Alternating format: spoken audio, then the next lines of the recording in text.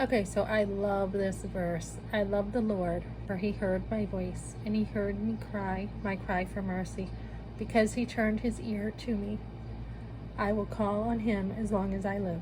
Psalm 116, 1 to 2. Ladies, I remember being in that place, just laying on my couch and feeling totally worthless when I realized that the forced abortion I had, I realized it was a baby.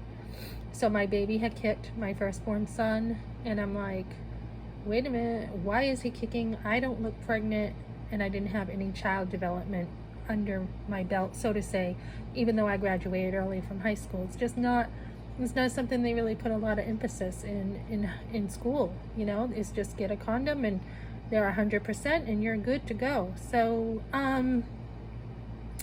about 5 years after, when I was pregnant and I was now looking to be a mother and going through this, that was what my pregnancy included. I had gone to a pregnancy center just for a free pregnancy test, figuring, I'm cheap enough to be like, I don't even want to pay for anything. So I'm going to go to this pregnancy center. And we were thrilled to have our firstborn. It was like $1,000,000. We were so happy.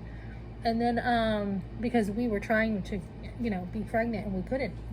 I thought God was punishing me, right? Like, oh my goodness, God's mad at me and he's never going to give me children. And I even went to hairdressing school thinking he is never going to give me kids because I just felt like I was being punished, right? And so then when he did, I guess that was the beginning of post-traumatic stress when I didn't even know it. I just felt like for some reason God wasn't giving me kids and I don't know. I didn't even really think I consciously connected it with the abortion. So when I had him, when I was pregnant with him, what is it, like 19 weeks, they can start kicking. So my abortion, I didn't know until like 20 years later. I was 12 weeks along. So I'm like, how can he be kicking, right? You just know that you're pregnant. You don't have all the details down of the development. So I had picked up a book and I'm like, what to expect when you're expecting. And I'm like, oh my goodness, that was a baby. And I felt totally broken. Rock bottom is not even close to how I felt. Not even a struggle, just like worthless. And then when I went back to the pregnancy center, I just blurted out the abortion because it just came out. It's just, you can't hold it in forever. You just can't. And someone said, God forgives as far as the east to the west.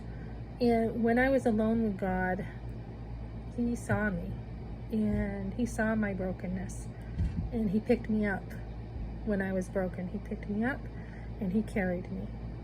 And he put people in my path that, would say such a thing to me.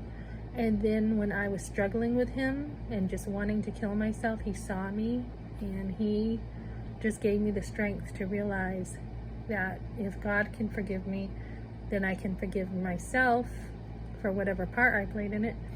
Wasn't even about fornication. Didn't even care about that stuff at the time, right? Because you're taught it's okay.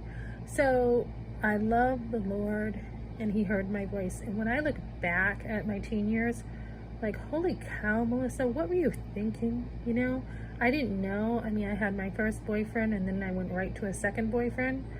Like, I broke up with my first boyfriend because I liked my second boyfriend. And then after I dated my husband, he broke my heart. He didn't want to be together anymore. And I didn't see this coming, but we had lived together and he just like totally dropped me. And he did this again now. I'm going through this now, but this time he ain't coming back. So I was heartbroken. I wanted to be with him. I didn't know what was going on. He was being very selfish. He never found anyone, but we got back together. But before that, I did not care anymore about myself. So I dated another guy and then another one and then another one. And I was just going right through. This is like in a 5-year period or less. I think 4 years of just dating and going wild. And I didn't have anyone. So this is before I was married. And once I got married, I left my husband and thought, okay, he's not being nice to me. So I just was going to go back into that lifestyle that I knew because I didn't have anything, right? I had no hope. So, so then God grabbed hold of me and said at a young age, he said, you know, you're not only going to have your firstborn, and I'm going to give you hope, and I'm going to give you meaning in your life, but I'm going to save you. And I think I was saved as a little girl, you know, but I didn't know. And so I went to church, heard the gospel right away, got saved, and I've been his forever. I've been walking with God, you know, 32 years now going on, 31 years actually. And, but I'll never forget. I'll never ever forget that time I was on my couch and I cried out to God, and I couldn't forgive myself, and I was a wreck. So I love this verse because he took me out of the heap that I was in. I had no hope without him, and he saved my life. And that is why I am loyal to him, because I went down so far, I would not have gotten up without him. I would have been dead without God, or prostituting on the street with the way I was going or something. So I love God, and I will always love him.